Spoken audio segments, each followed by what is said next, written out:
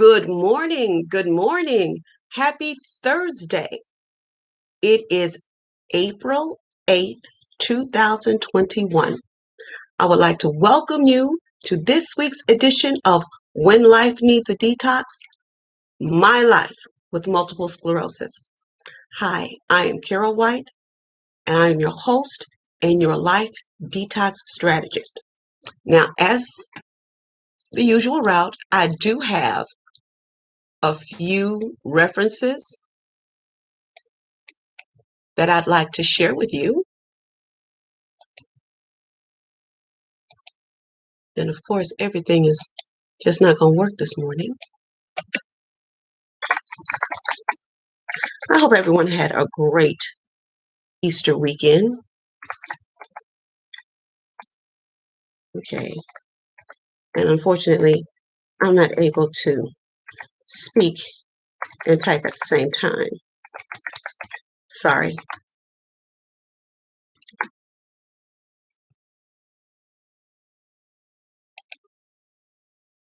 Okay.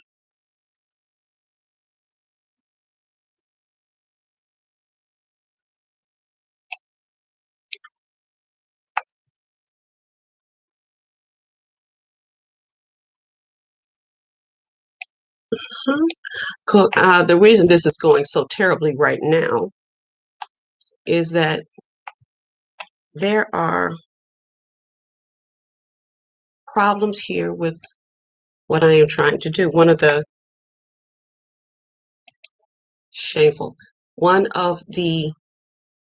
reference sites has too long of a URL code, and the machine won't take it. That's so terrible. So we're going to try this again.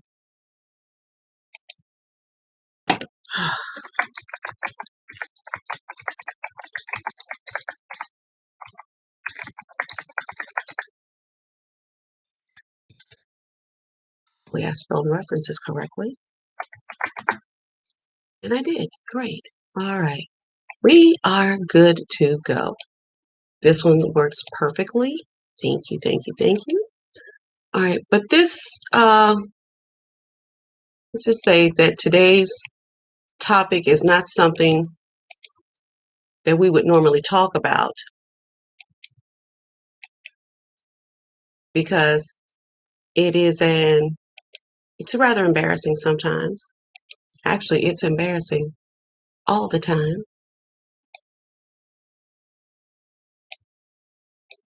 But we need to talk about it because it's part of our lives as MS warriors. So we need to make sure that we talk about everything that goes on with us so that we're not, let's see, how can I say this? I want to be transparent with everything that I discuss with you. I don't want you to think that I'm coming here and sugarcoating it because there are some things concerning MS that are hard to talk about. They can be embarrassing. And we have to start not being embarrassed. And we have to be able to talk about what's going on with us. Because if we're ashamed to talk about it, or we're afraid to talk about it, we can't get the help we need. So, we're going to have the embarrassing discussion today. Today's topic is MS and bladder control. This is not a laughing matter. So if you got giggles, get them out now because there is nothing really after this to smile about. It's not cute. It's not funny. Now imagine this. You're on your way to an appointment. Halfway there, your bladder that you emptied before you left the house tells you that it needs to be relieved. Yeah, you figure you're almost to your destination, so you think of something else. You make it to your destination, and your bladder insists to be relieved. Now, you take a deep breath or several clinch muscles that you know are supposed to work and proceed telling your bladder that you are going to be going to the first ladies' room you come to. But your bladder is not satisfied and it begins to spasm and tries to relieve itself in the middle of the long corridor with several onlookers. You force your muscles to obey and tighten up. You reach the ladies' room, enter the stall, and just as you're about to unbutton your pants, Niagara Falls. You try to minimize the damage, but you are now in full panic mode and you have peed on yourself because now you have no control whatsoever. You cry uncontrollably from the embarrassment, the anger, and the personal shame of not being able to control a bodily function that you've had a handle on for decades. You feel less than capable, less than human. Now, I don't have to imagine this scenario. I lived it. And to be honest, after going through this episode, I never wanted to leave my house again. In my mind, everyone I encountered could look at me and know what I had done. It was not until I began doing research into why my body was failing me due to my MS that I came across some remarkably interesting facts. First fact, bladder and bowel problems occur commonly with MS. It's a common problem.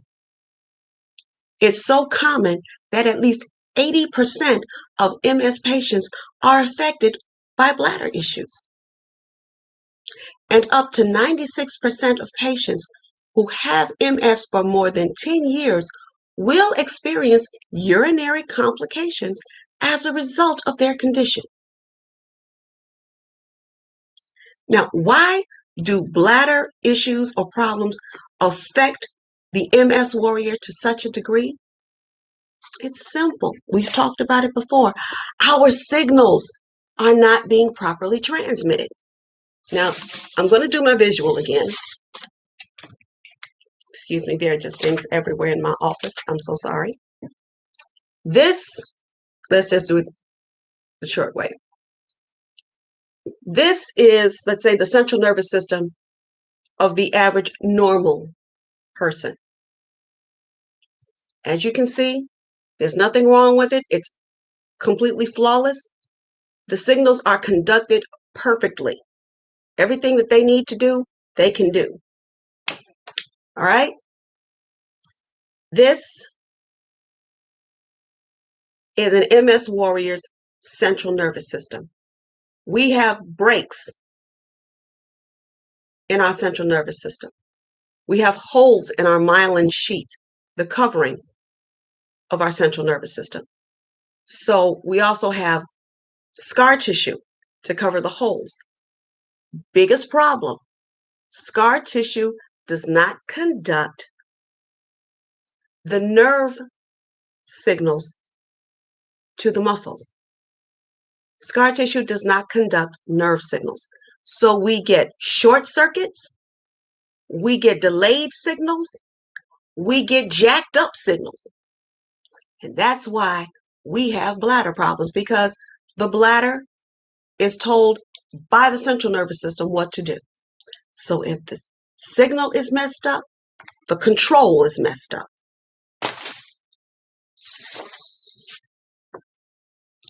Now, when you have an overactive or spastic bladder,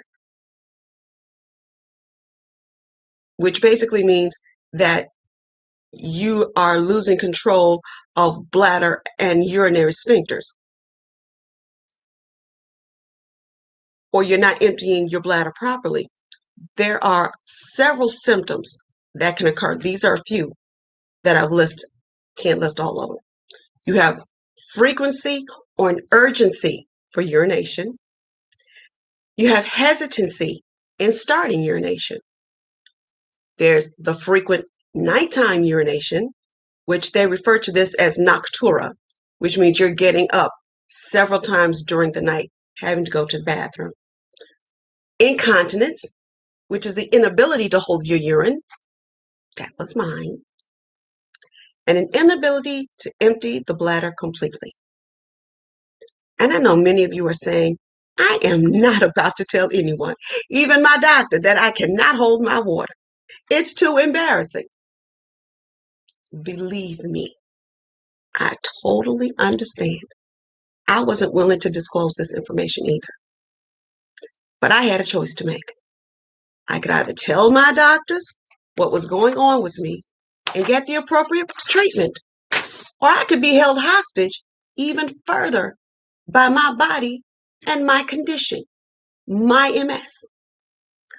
I learned that attempting to ignore my condition could have led to several very serious side effects. And here it is. Permanent damage to your urinary tract. Urinary stones or UTIs, which are urinary tract infections. Localized skin infections, because uric acid does damage our skin. There's also a condition called urosepsis, and it's a type of sepsis that's caused by an infection of the urinary tract. Now, it's a complication caused by urinary tract infections that are not treated quickly or properly. You suffer from isolation and restricted daily routines. You'll suffer from depression.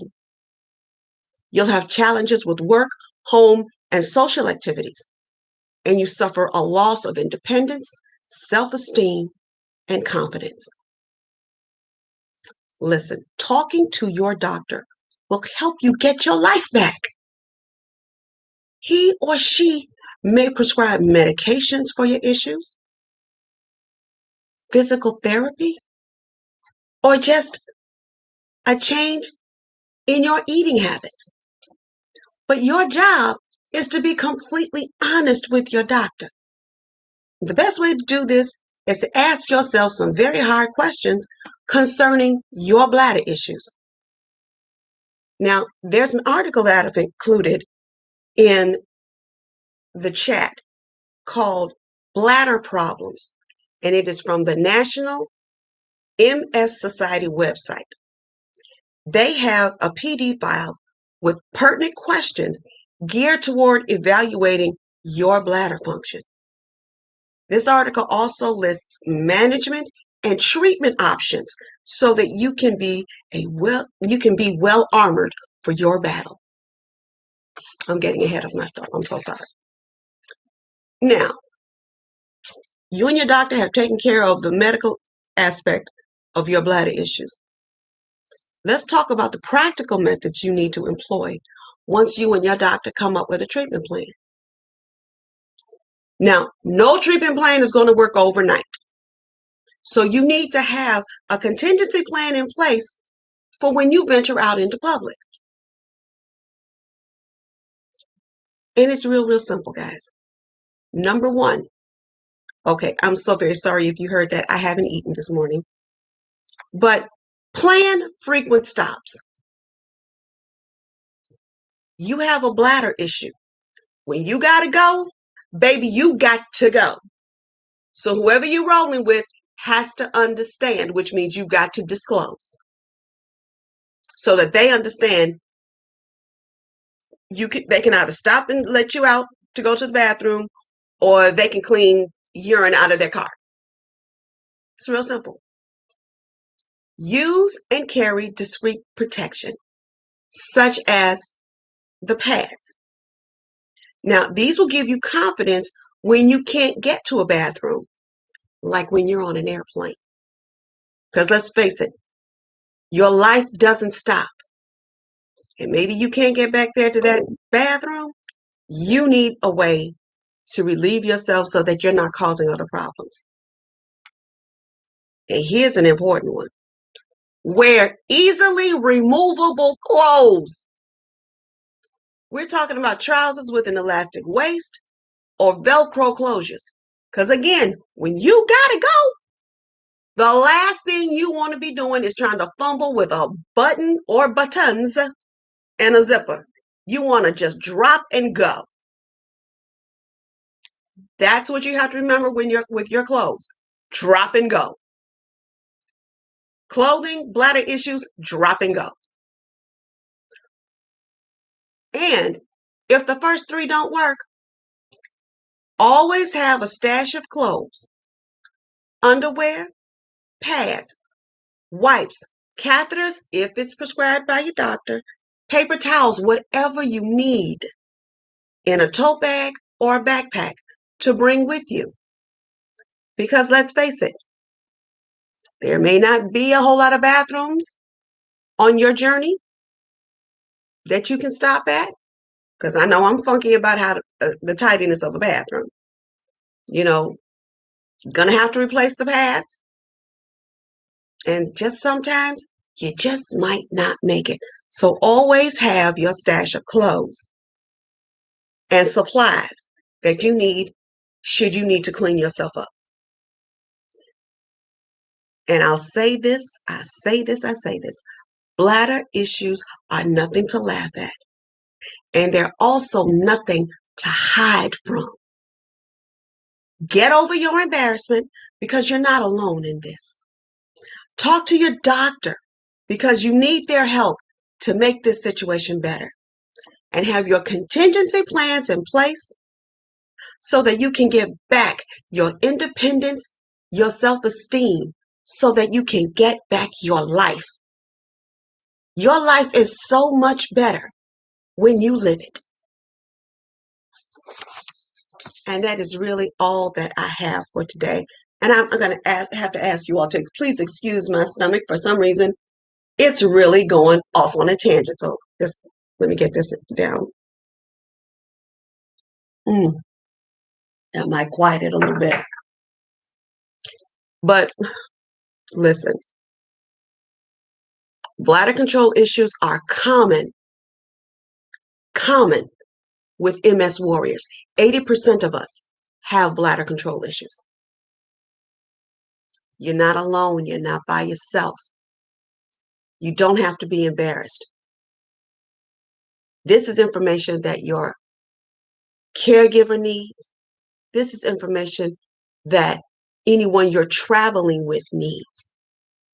It's information your doctor needs so that they can treat you properly, so they can give you the best life possible. Be vocal about what's going on with you and get the help you need. Well, that's it for this week's edition for When Life Needs a Detox, My Life with Multiple Sclerosis. Again, my name is Carol White. I am so glad you were able to join me today. I love you guys to the moon and back. And I will see you next week for another edition of When Life Needs a Detox, My Life with Multiple Sclerosis. I will see you soon. Bye-bye.